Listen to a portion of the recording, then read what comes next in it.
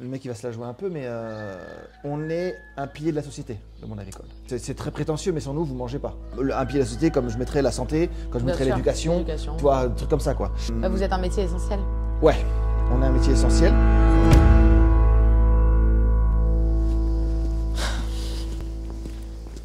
Bon, heureusement qu'on a mis des bottes. Hein. Il pleut, il fait froid. On est en pleine forme. On arrive chez Étienne, dans la Sarthe. Ah bah voilà, je le vois. Salut. T'amènes le soleil? Presque. Il fait pas beau, hein? Non. Ça va? Ça va? Ouais, impeccable. Merci de nous accueillir. Bah écoute, avec plaisir. Bah du coup, Aaron, Étienne, Aaron. Enchanté, Aaron. Tout le matos. Donc oui, désolé, il fait moche. Hein. Ouais, mais tu m'avais prévenu qu'il allait pleuvoir. Ouais, j'avais dit de prendre les bottes, c'est très bien. Alors j'ai mis tous mes vêtements les plus chauds. T'as mis les vêtements les plus chauds qui craignent pas trop la blouse de vache? Non. Et quand il fait vraiment moche, tu t'accordes pas des journées off? Ah bah non, avec pas, des non. animaux tu peux pas. Bon, des journées plus, on va dire, un peu plus cool, moins travailler dehors, on essaie quoi, mais on prend un café? Ouais. On prend un café. Café. Avec plaisir. Café. Et donc toi, t'as 2 enfants. Et donc j'ai 2 garçons, ouais. Et toi, ton lait, là, quand il sort des vaches, il est buvable ou pas encore? Ah oui. Oui, il est boire directement si tu veux. prêt. Ouais. Et après, à qui tu le vends? À Belle. Et ils le mettent en bouteille. Non. Babybel, vache Kiri. Ah. Quand on mange un Babybel, il y a Étienne derrière. Ah oui, si tu manges un Babybel, il y a mon lait. C'est quasiment sûr qu'il y a mon lait dedans. Ah, avec des centaines d'autres agriculteurs du secteur. Hein. Tout est mélangé. Hein. Tu te réveilles à quelle heure en moyenne? Je suis pas du matin, moi. Donc si je me réveille à 7h, 7h30, c'est déjà bien, quoi. Ça va, 7h, 7h30 dans ta profession, c'est pas le plus tôt? Non, parce que moi, je ne trais pas les vaches. Enfin, je trais les vaches. Mais j'ai pas la traite du matin et la traite du soir, classique. C'est-à-dire que moi, la traite, c'est 24h sur 24, 7 jours sur 7. C'est les vaches en fait, c'est les vaches qui vont sortir quand elles veulent. Donc elle, c'est pâquerette. Et comment il sait c'est quelle vache? Elle a un collier. Ok. Elle a un collier, voilà, elle a son collier. Attends, t'as combien de vaches en tout? Là, il y en a 115 à la traite en ce moment. Ok. Voilà. Ah ouais. Elles ont chacune leur collier, évidemment. Waouh. Et attends, t'en as combien des machines comme ça? J'en ai 2. Ah oui, ok. J'en ai 2. Et elles se font traire tous les jours chacune? Elles se font traire en moyenne 2,6 ou 7 fois là, en ce moment je suis là. D'accord. Ouais, voilà, en moyenne. Et donc tu vois le lait, hop, on va ouvrir ça. Le lait il est là. Ah ouais, waouh. Voilà, le lait il arrive là. Donc ça pèse, tu vois. Et la plupart des fermiers, ils ont ces machines-là aujourd'hui ou?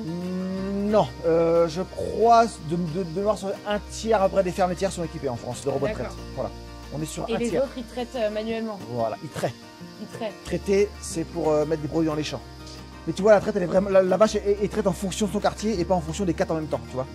Donc au moins, on est sûr qu'elle est bien traite des 4 quartiers et que chacun est trait à sa juste valeur, quoi. Voilà. Et surtout, les vaches vont se faire traire quand elles veulent. Oui, c'est elles qui viennent. C'est elles qui viennent. Si elle a envie à 2h du matin, elle vient à 2h du matin. Si elle a envie d'y aller, là, tu vois, elles y vont. Ouais. Il n'y a plus le fait de les trier toutes d'un coup le matin et toutes d'un coup le soir.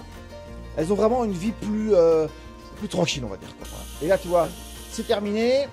Donc lui, oh waouh, il y en a plein là. il pulse un coup d'air pour bien vider tous les tuyaux, tu vois, en fait. Là, il y en a une qui fait la queue. Ah bah oui, tu vois, alors t'es tout seul, hein. Donc tu vois, là, il nettoie un petit peu. Entre chaque vache, il donne un petit coup d'eau. Juste dans les gobelets. Hein. Ça peut arriver qu'elles sont en panne, hein. J'ai un service de dépannage 24 sur 24, donc en fait. Ah ouais, et quand elles sont en panne, comment tu fais? Tu traites manuellement ou... J'appelle le dépanneur. Ouais. Et il vient tout de suite. Ok. Et c'est jamais en panne plus d'une heure ou deux, quoi, en général. Ça fait 26 ans qu'on est équipé en robot de traite maintenant sur la ferme. Le plus long que j'étais en panne, je crois que c'était une journée. Ils avaient vraiment une très grosse panne, ils avaient du mal à trouver. Ça passe très très bien. Honnêtement, je vais pas me plaindre, ça passe super bien. Donc j'ai pas cette astreinte de tout préparer le matin pour faire la traite et de refaire la même chose le soir, tu vois. Donc comme j'ai pas cette astreinte là, eh ben je me lève moins tôt. Donc je commence vers 8h. Alors l'hiver 8h, 8h30 et l'été ça peut être 7h30, plutôt 7h30 quoi. Donc le matin, toi tu démarres par une tournée des veaux et des vaches. Ouais voilà, c'est ça le donc matin. Déjà on va aller faire ça là. Déjà on va aller faire ça. Ouais, et on leur donne à manger à tout le monde. Pourquoi tu les mets pas à téter directement aux vaches?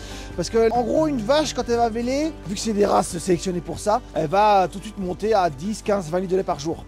Eux, au début, il faut leur donner 3 litres. Voilà, eux il leur en faut à la journée entre 6 et 10, ça va dépendre de l'âge. Une fois que eux ils sont grands, ils vont là-bas avec les autres? Alors si c'est des filles, elles vont dans un autre bâtiment pour grandir en fait. Et dès qu'elles vont avoir leur premier veau, elles vont aller avec les vaches. Et quand ils voient leur mère, ils les reconnaissent? Peut-être. Honnêtement, je pourrais pas te dire. Ça. Non, non, non. Mais là, jusqu'à l'adolescence, ils voient pas leur mère. Ouais, c'est ça, ouais. Et Ouais. l'adolescence, elle arrive au bout de combien de temps? 2 ans. 2 ans. Donc pendant 2 ans, ils revoient plus leur mère? Non, du tout. Et tu veux pas leur... Non, parce qu'en fait, quand tu dis déjà, il faut que les vaches passent au robot de traite. Les vaches ont beaucoup trop de lait en fait. Et puis surtout, moi, je pourrais pas traire mes vaches avec les veaux. Ouais, bien sûr. Ça serait possible, mais ça demanderait une logistique énorme en fait. Après, je vais être caricatural, mais c'est comme tout. Si le consommateur est prêt à payer le lait 10 € le litre, moi je vais gagner le double. Ah bah, y a pas de souci, je vais le faire si vous voulez. Hein. Mais là, j'ai pas les moyens, en temps et en argent et en main d'œuvre, de ramener le veau, le renlever, le ramener le veau, le C'est renlever. une question d'argent, quoi. D'organisation de travail, oui, Ouais. et d'argent. De toute façon, c'est souvent comme ça. Hein. Attends, je peux avoir de ton lait dans mon café? Et j'allais dire, j'en ai pas là. Ah. Et le pire, c'est que j'en Non, ai. parce que moi, d'habitude, je bois du lait d'avoine, mais bon. Ah oui. Pour l'occasion. J'ai du lait, mais c'est les gars qui ont été le chercher, il est plus bon. Parce que le lait de ferme, il se conserve moins longtemps que du lait, on va dire, Il se conserve combien de temps? ouais, une petite semaine. Ah ouais, ok. C'est du lait entier, une petite semaine. Et je sais que les gars ont été le chercher le week-end dernier. Ils en prennent le matin pour le petit-déj. Et ce week-end, ils m'ont dit « Ah, mais le lait, il est plus bon !» Ils veulent pas être agriculteurs, tes fils? Il y en a un qui fait des études agricoles, là. Ah bah, il reprendra ta ferme? Pour l'instant, on verra bien. On n'y est pas. Voilà, on n'y est pas, il a 14 ans, enfin il va avoir 15 ans cette année là. Ah oui, toi t'as pas l'air bien vieux, t'as quel âge? Moi j'ai 43. Ouais. Donc j'ai encore une bonne vingtaine d'années à faire au minimum. Donc tu vois, il n'y a rien d'urgent, il n'y a rien de pressé quoi. Et attends, t'as grandi dans ce coin? Ah bah moi j'ai toujours vécu. T'as grandi ici? Moi je suis la 5e génération à travailler sur la ferme. Donc j'ai vraiment. Ah oui, donc sur la ferme. Et t'as toujours voulu faire ça? Quand t'étais là, enfant, tu te projetais ici? Pas forcément. Pas forcément. Je me suis décidé assez tard. Après le collège, il a fallu choisir une orientation. Et c'est là que je me suis dit, bon, allez, on va essayer l'agricole et puis on verra bien. Mais j'ai jamais été j'ai jamais été un grand passionné de la ferme. Hein. Et puis avec le temps, ça m'a plu, ça m'est venu comme ça. Et puis aujourd'hui, évidemment, j'adore ça. Et quand t'étais enfant, tu travaillais un peu avec tes parents? Oui. À la ferme? Oui, oui. Ah bah avec mon père, c'est obligé quoi. Et tes fils, ils travaillent avec toi? Et mes fils travaillent un peu avec moi. Ouais, de temps en temps, je les prends avec moi pour venir à la ferme. Je les force pas parce que c'est le meilleur moyen de dégoûter les enfants, de les forcer à alors des fois je leur dis vous venez même s'ils n'ont pas le choix si tu veux, mais je les force pas tous les jours à bosser comme des tarés à la ferme quoi. Ils viennent quand ils ont envie, puis quand j'ai besoin par contre je vais les chercher quoi tu vois. Et tes parents ils ont pris leur retraite en quelle année? Ma mère il y a 4 ans et mon père qui a 71 ans, il a pris sa retraite il y a 6 ans je pense comme ça. Tu vois mon père qui est dans le tracteur là-bas en train de tailler le bâtiment. Waouh. Ah bah ton père il travaille encore alors? Ouais. J'aimerais bien que non, mais lui... Il est là quand même. Oui. Ouais, c'est ça les agriculteurs, vous savez pas vous arrêter, non? Exactement, c'est exactement ça. Ah ouais, donc il bosse comme ça, il vient, il bosse. Ouais, c'est ça. Je lui demande pas de venir, hein, surtout pas. Mais lui, mais toute sa vie, il n'a jamais eu aucun loisir, aucune vacance, enfin, sauf quand on est chez mon oncle en Floride, c'est tout. Mais sinon, toute sa vie, c'est que ça, si tu veux. Ouais. Il a rien fait d'autre.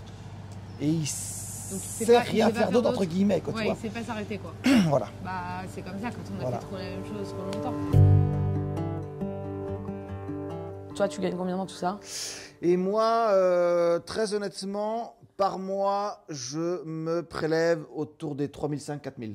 Ok, bah ça va. Oui, parce qu'avec, je paye mes emprunts du rachat de la maison, du rachat des terres, du rachat des parts sociales, de l'exploitation. Donc à la fin, alors je me plains pas, bon, j'ai une belle maison, j'ai une belle voiture, j'ai des conditions de vie qui sont vraiment correctes quoi. Donc je m'en sors plutôt bien, bon, sauf cette année qui est 2024 qui est un peu plus compliqué, où on va faire un peu attention, mais sinon honnêtement je vais pas me plaindre quoi. Est-ce que tu considères que les agriculteurs ils sont justement rémunérés aujourd'hui? Alors globalement non évidemment, globalement non. Après tout le monde a sa part de responsabilité. Les agriculteurs ont leur part de responsabilité dans cet échec ou dans cette sous-rémunération, on va dire. Les grandes surfaces ont évidemment leur part, les politiques ont leur part, le consommateur a évidemment sa part. Je veux dire, tout le monde a sa part. La question, c'est de savoir où est le curseur qui peut bouger le plus vite et qui peut nous ramener le plus d'argent. Pour moi, le curseur le plus rapide, c'est que nous, agriculteurs, on s'organise mieux commercialement pour vendre nos produits. Les circuits courts. Circuits courts, mais pas que, parce qu'on vend quand même majoritairement aux grandes surfaces, enfin aux centrales d'achat. En fait, les agro-industriels. Alors nous, on va aux agro-industriels, donc Bell, Lactalis, Charal, enfin tu vois tous ceux qui transforment nos produits en fait quoi. On leur vend à eux. Et après, eux vont vendre aux centrales d'achat. Et puis après, voilà, à la restauration au foyer, qui est aussi un gros truc. Et donc, du coup, c'est comment nous, agriculteurs, on s'organise pour mieux vendre notre production. Comment ça marche quand tu les envoies à l'abattoir? Il y a quelqu'un qui vient les chercher? Ouais, il y a un marchand, j'appelle mon marchand de vaches. Je lui dis voilà, j'ai 5, 10 vaches qui peuvent partir à l'abattoir. Et il me dit ok, d'accord, il vient, on négocie un peu le prix quand même. Et puis il vient avec un camion les chercher et puis elles partent à l'abattoir. Alors 5-6 ans, elles partent à l'abattoir? Ouais. Et elles ont leur premier veau à 2 ans. Elles font à peu près 2 lactations et demie, 3 lactations, tu vois, à peu près. Et après, elles vont à l'abattoir. 2-3 lactations, c'est-à-dire 2-3 veaux? Oui, exactement. Ouais, ok, et après, elles vont à l'abattoir? Exactement. Ouais. Ça dépend beaucoup. Alors, il y en a qui vont rester jusqu'à 10 ans, il y en a qui vont rester jusqu'à 2, 3, 4 ans, il y en a qui vont rester jusqu'à 5 ans, 6 ans. C'est triste quand elles partent? Ou tu t'en fous? Tu as le droit de dire la vérité. J'ai le droit de... Ça dépend des vaches. Il y a des vaches où je vais vraiment avoir de l'affection pour elles. Enfin, je dirais de l'affection, c'est un grand mot. Où je vais, voilà, ça m'embête qu'elles partent parce que je sais que c'est des bonnes vaches et qu'elles sont gentilles et tout ça. Et il y a des vaches, je m'en fous. Voilà, clairement, je m'en fous. Et quand tu manges du bœuf, tu as l'impression de manger. Enfin, je sais ce que je mange. Tu te dis pas que tu pourrais manger ta propre. Tu as déjà mangé tes vaches? Honnêtement, mes vaches partent à l'abattoir. Je sais pas ce qu'il en est fait. Peut-être que j'en mange après. Mais de toute façon, NS, je sais que ça finit comme ça. Donc je sais très bien qu'elles vont finir en steak haché, en steak, en hamburger, enfin je sais pas quoi. Et donc je sais que je vais les manger à la fin. Les manger, je veux dire pas forcément elles, mais je sais qu'à la fin de toute façon, elles sont élevées aussi pour ça. Voilà. Elles sont élevées pour faire du lait et de la viande. Donc voilà, je le sais très bien, j'ai aucun problème avec ça. C'est leur cycle de vie. Exactement, c'est des animaux de rente. Ça dure combien de temps une vache toute seule, son espérance de vie, c'est quoi? Une Trimholstein, déjà à 15 ans, elle va déjà être vieille. Hein. Ça va être très vieille. Ah ouais, mais toi, en 5-6 ans, c'est fini. Ouais. Donc elles vivent un tiers de leur vie possible. Ouais. Parce que, encore une fois, c'est des animaux de rente. C'est pas des animaux de compagnie, c'est pas des animaux sauvages, c'est des animaux de rente. Ça existe encore des vaches sauvages? Non. Il n'y en a pas dans le monde entier? Non. Ah, dans le monde, si, mais en France, tu vas pas en trouver. Non. En France, c'est que des races domestiquées, d'élevage, quoi. Voilà. C'est-à-dire que c'est des animaux qui sont élevés pour faire une rente. Voilà, pour gagner de l'argent, tu vois. Donc, je veux bien les garder plus longtemps, mais si ça me coûte de l'argent, honnêtement, tu peux pas. C'est pas pour ça que je le fais, quoi. J'en ai fait partir une la semaine dernière parce qu'il fallait qu'elle parte. Elle avait 10 ans, elle avait 11 ans. Ah ouais? Ouais, elle avait 11 ans. Ah bah 11 ans, t'étais pas triste de t'en détacher? Si, voilà, tu vois, elle ça m'embêtait. Ouais. Elle, ça m'embêtait. Après, la garder toute seule, où est-ce que je la mets? L'été, je peux la laisser dans une pâture, il n'y a pas de problème, quoi. Mais l'hiver, il faut que je la mette dans des cases avec d'autres vaches, avec d'autres animaux, elle va fatiguer et tout. Et donc voilà, très clairement, j'ai préféré la faire partir que de la garder. Mais encore une fois, c'est des animaux de rente, c'est des animaux qui ont été sélectionnés pour faire du lait, pour faire de la viande. Enfin, c'est là pour faire du lait principalement. Et du coup, je sais comment ça finit. Est-ce que tu penses qu'un jour, lointain, tout le monde sera végétarien? Non. Non, c'est sûr que non. Je ne prédis pas le futur, hein. Je ne veux pas savoir ce qui va se passer dans 20 ou 30 ou 25 ans. Garde les rushs. Mais ce que je veux dire, c'est qu'aujourd'hui, il n'y a pas d'agriculture sans élevage. Voilà. Aujourd'hui, c'est impossible de faire de l'agriculture sans élevage. Principalement pour le fumier, qui est l'engrais le plus naturel et le plus moins cher du monde. Oui, mais le fumier, c'est quoi? C'est de l'engrais. Oui, mais c'est de la merde de vache. C'est de la merde. Ouais. Bon, on n'a pas besoin de les tuer pour ça. Aujourd'hui, le fumier est pas cher, mais forcément rentable, et économique parce que... qu'il fait partie du business de la vache. Voilà, parce qu'il fait partie d'un cycle. D'une vache qui va naître, qui va faire des déjections, qui va nourrir. À côté de ça, la vache, elle va produire du lait ou de la viande. Donc, tu vois, c'est un système, voilà. Donc, elle produit plein de trucs, en fait. Voilà. Fumier, lait, viande. Exactement. Donc, si tu veux ne pas les tuer, ça va coûter le fumier va coûter beaucoup plus cher qu'il n'est aujourd'hui. Donc, est-ce que ça va être rentable par rapport à de l'azote liquide ou de l'engrais qu'on achète en Russie ou je sais pas où? Ça va être toute la question. Alors, ça, c'est un racleur. Tu vois, il y a une corde, bon, ça c'est une corde qui le tire. Et toutes les heures, il passe pour enlever la merde. Voilà. Pour que ce soit toujours propre. Ouais. Enfin, propre, c'est relatif, hein, mais qu'il n'y ait pas une épaisseur de 20 cm de merde partout. Moi, je trouve que l'humain fait des choses formidables. L'humain, il est comme la nature. Il est aussi horrible que formidable. Quand tu vois la recherche médicale, quand tu vois les avancées médicales, je trouve ça formidable. La recherche spatiale, je trouve ça formidable. Enfin, ça me ouais, trouve mais ça quand incroyable. Tu vois qu'on crame les sols dans le monde entier, mais après, l'Amazonie... Voilà, ça c'est horrible. Ouais. Clairement, détruire les forêts amazoniennes, c'est horrible. Mais la nature, toute seule, est horrible. Tu prends un ouragan qui va ravager une ville entière, c'est horrible. Même les animaux qui se bouffent entre eux, c'est horrible. Voilà, même le lion qui va bouffer les lionceaux pour que la femelle lionne retourne en chaleur, c'est horrible. La nature, elle est horrible, elle est merveilleuse. Bah, l'humain, c'est la nature. Donc l'humain, il est horrible et il est merveilleux aussi. Okay. C'est très philosophique. Hein. Ouais, non, mais je vois, il y a de la hauteur de vue. Et bah attention, ça rigole pas. Ça me plaît beaucoup. Des fois, je me dis, putain, j'ai toujours vivre au même endroit, quoi. Ah ouais. Voilà, tu vois, c'est ça qui est un petit peu, des fois, je me dis, ouais, c'est quand même pas triste, quoi, mais... Et t'envisagerais... Ouais. Bon, bah ouais, en fait, je sais qu'à la retraite, je partirai. Voilà. Et là, tu te prends combien de semaines de vacances par an? Une semaine, à peu près. Une semaine? Ouais, une semaine. Ok. Ouais, non, alors 15 jours. Et une semaine l'été, une semaine l'hiver. Voilà, exactement. Et attends, et si tu prends que 2 semaines par an, t'es pas crevé? J'ai pas le temps d'être crevé. Ok. J'ai pas le temps. Alors oui, il y a des périodes qui sont plus difficiles que d'autres, je le sens bien. Hein. Là, je sens que j'ai accumulé 3 très grosses années. T'es arrêté pendant le Covid? Bon non, impossible. Surtout pas avec les animaux. Les animaux, le Covid, ils s'en battent les couilles. Les vaches, faut qu'elles mangent, elles font du lait même pendant le Covid. Donc elles, tu veux... Et quand t'es malade, tu t'arrêtes? Non plus. Quand je suis malade, je vais chez le médecin quand même parce que c'est mieux d'avoir quelques médicaments pour pour se soigner un peu plus vite, quoi, tu vois. Mais le médecin il me dit je vous mets un arrêt de travail, bah, je lui fais honnêtement ça va servir à rien, quoi. Donc mettez-le moi si vous voulez, mais je veux pas le faire, quoi. T'as manifesté l'année dernière? Ouais, j'ai manifesté. Moi je suis syndiqué. Ok. FNSEA. Voilà, Okay. Je suis adhérent à FNSEA. Alors, dans mon département, c'est la FDSEA. Et les médias parlent beaucoup d'agriculture, quand il y a le salon. Positivement, je trouve, à peu près. Et le reste de l'année, je vais être un peu caricatural, mais on va parler d'agriculture négativement dans les médias. Voilà. Globalement. On dit quoi quand négativement, ça va être tout ce qui est phytosanitaire, pesticides phytosanitaires, voilà. Ça, on va en parler. Hein. On n'a pas encore ouvert le chapitre. Mais il n'y a pas de souci. Bien-être animal, voilà. Tu vois, genre élevage intensif, genre choses comme ça, quoi, tu vois, on va dire beaucoup de mal à l'agriculture, pollution des eaux, les cancers, tu vois, ou les voisins qui sont pas contents, choses comme ça, quoi. Ce qui ne reflète pas la réalité du monde rural aujourd'hui, hein, pas du tout. Hein. Mais dans les médias, j'ai l'impression que ce qui est vendeur, c'est soit faire pleurer, donc le petit paysan avec ses 20 vaches, ou soit faire pleurer le gros qui pollue les sols, quoi. Et moi, j'ai l'impression qu'on voit que ça. C'est mon impression, peut-être que je me trompe, hein, mais j'ai l'impression qu'on voit que ça. Voilà. Et qu'on ne parle que de ça. J'ai aussi des journalistes qui m'ont appelé. Moi, j'en ai vu des émissions. Beaucoup M6. Hein, je ne veux quand même pas tirer dessus, mais souvent M6. La conversation démarre. Et, alors, vous faites quoi? Bon, là. Mais c'est quand même difficile comme métier. Hein. Alors, je leur fais oui, c'est difficile, mais bon, je savais à quoi m'attendre et tout. Mais ouais, mais vous prenez pas de vacances. Hein. Vous êtes malheureux. Hein. Faut le dire hein, que vous êtes malheureux. Et tu vois, et ça a été ça, 3 fois la même chaîne, pour 3 émissions différentes. Et on m'a dit, ah, mais c'est dur. Hein. Faut le dire que c'est dur. Hein. Vraiment très orienté. Très orienté. Je regarde ce qui se fait dans le monde, je suis en concurrence avec le monde extérieur, avec les agriculteurs d'autres pays du monde, quoi. Et je me dis, moi, on va me taper dessus pour certains sujets, pour certaines normes, ce qui est légitime, parce qu'il faut qu'on fasse attention, on n'a pas le droit de faire n'importe quoi aussi.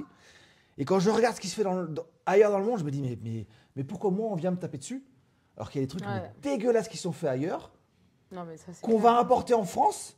Non, mais ça, c'est n'importe quoi. D'accord, il faut de l'écologie. Voilà, je suis le premier à dire qu'il faut de l'écologie. Mais regardez ce qui se fait ailleurs dans le monde, quoi. Quand le monde sera aligné sur ce que nous, on fait en France, je ne vais pas dire que la pollution n'existera plus, parce que la pollution existera toujours. L'humain a un impact sur l'environnement. C'est que tu le veuilles ou non, on aura toujours un impact sur l'environnement. Il faut qu'il soit le moins impactant possible et le moins négatif possible. Là-dessus, je suis d'accord avec ça. Mais il y aura toujours un impact. C'est obligatoire. L'agriculture, quand je me suis installé, et l'agriculture d'aujourd'hui, ça n'a plus rien à voir. On a supprimé, je crois que c'est, dans les produits phytosanitaires, tu as plusieurs catégories. Tous les plus dangereux, on les a supprimés quasiment. Les antibiotiques, on a diminué de 50% notre consommation d'antibiotiques en élevage. Alors que les antibiotiques pour les animaux de compagnie, c'est l'explosion. C'est autorisé. Voilà, c'est autorisé puis c'est l'explosion. Les néonicotinoïdes, interdits pour nous. Autorisé pour les étrangers. Autorisé en France pour les colyantipus, plein de nicotinoïdes. Les charpentes, nicotinoïdes. Donc si tu veux, on va nous l'interdire. Oui, en fait, ce dont les agriculteurs se plaignent, c'est que ça tombe toujours sur vous, quoi. Un peu beaucoup. Ouais, un peu beaucoup. Non, mais moi, après, je comprends. Moi, je suis assez d'accord avec ça, notamment sur l'import dans l'Union européenne de produits chinois, de produits américains. Ouais. En fait, il faut commencer par le commencement, c'est-à-dire, c'est pas nos agriculteurs. Je vais être dur, mais si t'es pas fait pour ce métier-là, fais autre chose. Voilà. Parce que c'est un métier très difficile. C'est très beau comme métier. Moi, je suis passionné, je trouve ça magnifique, hein, les animaux. Franchement, j'adore mon métier. Mais quand je vois, surtout aujourd'hui, depuis une dizaine d'années, la charge mentale que c'est et psychologique que c'est. Tu la ressens, toi, la charge psychologique? Ah ouais, ça, depuis que je me suis installé, ça n'a rien à voir. Je me suis installé en 2006. Parce qu'on vous demande d'être à la fois patron, à la fois exécutant. En fait, on vous demande trop de choses différentes. En fait, c'est-à-dire que la société nous a mis un poids sur les épaules qui est énorme. En gros, la société nous dit si la nature est dégueulasse, c'est à cause des agriculteurs. Déjà, on va commencer par les fast-food. Shane, Oui, voilà. je suis d'accord. C'est une catastrophe. Déjà, commencer par ralentir Oui, les oui, McDo, non, commencer par ralentir les fringues. Moi, j'ai un jean, enfin, je veux dire, si j'achète un jean par an, c'est déjà un grand Mais miracle, ça, c'est moi. sûr. Même peut-être tous les 2 ans. Les chaussures, elles me durent, pareil, 2-3 ans la paire de chaussures. Je suis désolé, c'est pas moi qui surconsomme. Non. Oui, mais en fait, désolé, moi, je n'adhère pas à cet argument, mais du coup, le débat va jamais se terminer. Mais je n'adhère pas à cet argument parce que si on regarde, par exemple, l'état de la démocratie dans le monde, Oui. bah, la nôtre va pas si mal. Oui. Mais si on regarde la Ah, nôtre mais au peigne fin, c'est quand même compliqué à plusieurs endroits et de plein de façons. Et tu ça préfères- marche sur et tous tu les préfères sujets. vivre en si on Russie, regarde, en Chine ou en attends, si on Somalie? regarde l'égalité entre les femmes et les hommes dans le monde, Oui. on se porte pas si mal. Oui. Si on regarde que les femmes sont payées 20% de moins que les hommes, c'est encore pas terrible en Ah, mais France. Ou que y a une femme qui meurt tous les 2 jours sous les coups de son conjoint, ou que. Je suis conscient Donc en de tout fait, ça. c'est comme si tu regardes ton voisin alcoolo, bah, ta consommation d'alcool, elle est pas si mal. Mais à la fin, si tu te rends compte que tu bois tous les jours, bah t'es quand même alcoolique. Ah, mais je suis d'accord avec toi. Non, mais je suis d'accord avec toi, il n'y a pas de souci. Ma réalité environnementale, économique, sociale, elle est que je suis en concurrence avec le reste du monde. Voilà. Oui, C'est bah, comme ça, oui, j'y de peux toute façon, rien, moi. voilà, de toute façon, il n'y aura pas de la crise écologique est une crise économique. Ah, bah si oui. on ne change pas les lois du Ah, bah, marché, tout à fait. toi tu dis juste que tu es soumis aux lois du marché. Voilà, c'est ça la conclusion. Et que j'essaie si de on ne change pas la loi du marché, on ne change pas la vie d'Étienne. Voilà. Ni la vie d'aucun agriculteur dans Voilà. ce pays, ni la vie de personne dans le monde. Donc l'écologie est un problème économique. Ah oui, c'est clairement. Voilà, clairement. très clairement. Et que si les autres pays font pas d'efforts, On n'y arrive pas. on n'y arrivera Coopération pas. internationale. Ouais. Vas-y, viens. Tu vas essayer. Je vais juste t'expliquer, je vais te placer, je vais t'expliquer. On va prendre du maïs dans mon bol derrière là. J'ai mis du foin dedans. Et une grosse vis qui tourne pour mélanger tout ça. Tu vois, il faut que je mette 335 kg de maïs. Donc je te place, te placer correctement. Waouh. Et tu vas avaler tout ce maïs là. Ah ouais, ça l'envoie derrière. Vas-y, je te donne ma place. Voilà. Oh. Doucement, doucement, doucement. Vas-y, vas-y. D'accord. Et tu vois, le maïs ici, tu vois, il va dans le bol. Ah là. ouais. Tu me Vas-y. dis quand je m'arrête. Hein. Oh, faut qu'on descende à 0. Waouh. Tac. Là, je refais le bouton rouge ou pas besoin? On va C'est prendre- mieux qu'une attraction dans un parc d'attractions en fait. Vas-y, relâche un petit peu.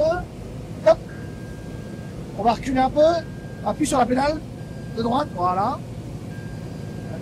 Attends. Désolé, je fais des à-coups. Non, non, attends. Tes cultures, Ouais, ouais. c'est pour ici. Voilà, j'ai 90 hectares. Moi, je tourne principalement avec comme fourrage pour les vaches l'ensilage de maïs en fait. Voilà. D'accord. Ce qui est totalement classique ici. Quoi. Tu sens l'impact du climat sur ton travail? Ah oui. Ouais, bah oui, c'est net. Et Hein. raconte. Les dates de semis, les dates de récolte, c'est le plus impactant. a changé, ouais. Un climat depuis 1 an et demi qui est catastrophique. Vraiment, on n'a jamais connu ça. C'est l'horreur. Un ensoleillement catastrophique.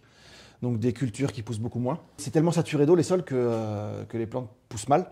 Il faut qu'on s'adapte en ayant le moins d'impact possible. Donc on s'adapte avec les outils, donc les tracteurs, le matériel qui va nous aider à semer. Il faut que ce matériel-là ait le moins d'impact possible. Donc les tracteurs, il faut qu'ils consomment le moins possible, il faut qu'ils polluent le moins possible. Les outils qui vont travailler le sol, il faut qu'ils le travaillent le moins violemment possible. Dès qu'on travaille le sol, on fait sortir du carbone. Voilà. C'est mathématique, c'est technique, c'est la nature, c'est comme ça. Plus on va gratter le sol, plus on va faire sortir de carbone. Donc la technique, c'est comment on travaille le sol aujourd'hui pour émettre le moins possible de carbone. Voilà. Donc là, c'est ton local phyto. Oui, donc là c'est le Toi, local. tu as toujours travaillé. Donc les phytosanitaires, c'est un mot gentil pour dire des pesticides. C'est le mot scientifique pour dire les produits phytosanitaires. Oui, mais c'est pareil que les pesticides. Ah bah, C'est quoi la différence entre phytosanitaire et pesticides? Bah, phytosanitaire, c'est le nom scientifique, on va dire. Ouais. Et pesticide, c'est le nom générique qu'on va nom utiliser, commun, que tout le monde va utiliser. Quoi. Et Ouais, tu as toujours travaillé avec des pesticides, Oui. des phytosanitaires? Oui. Pour moi, c'est le médicament de la plante. Quoi. Voilà. Donc oui, j'ai toujours travaillé avec mon père, mon grand-père, mon père ont toujours travaillé avec les phytosanitaires. Alors pas du tout les mêmes produits qu'utilisait mon grand-père ou mon père, ça n'a plus rien à voir. La plupart des produits qu'utilisait mon grand-père sont interdits aujourd'hui. Voilà. Ceux de mon père aussi, quasiment tous. En fait, les mises sur le marché, les normes évoluent tout le temps.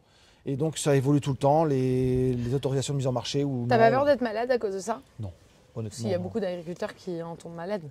Combien? Ah bah je sais pas, mais il y en Voilà. a beaucoup. Non. Tu Non, crois pas à honnêtement, ça? sur le nom de l'agriculteur, non, non, non. Cancer et tout.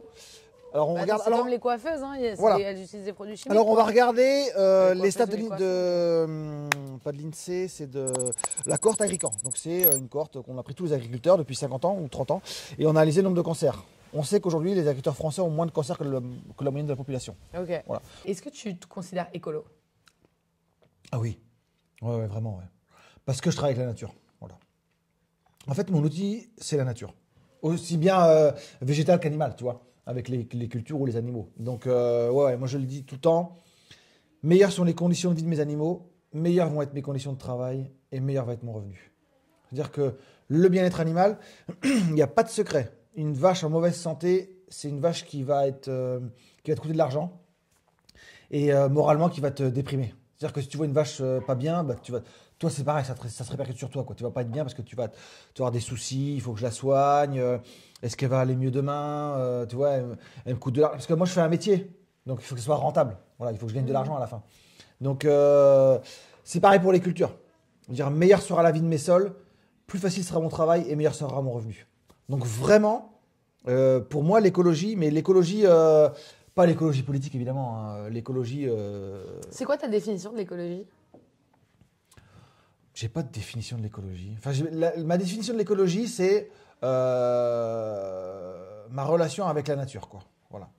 Donc, moi, ma relation avec la nature, c'est une relation économique, parce que c'est un métier, donc il faut que j'en vive.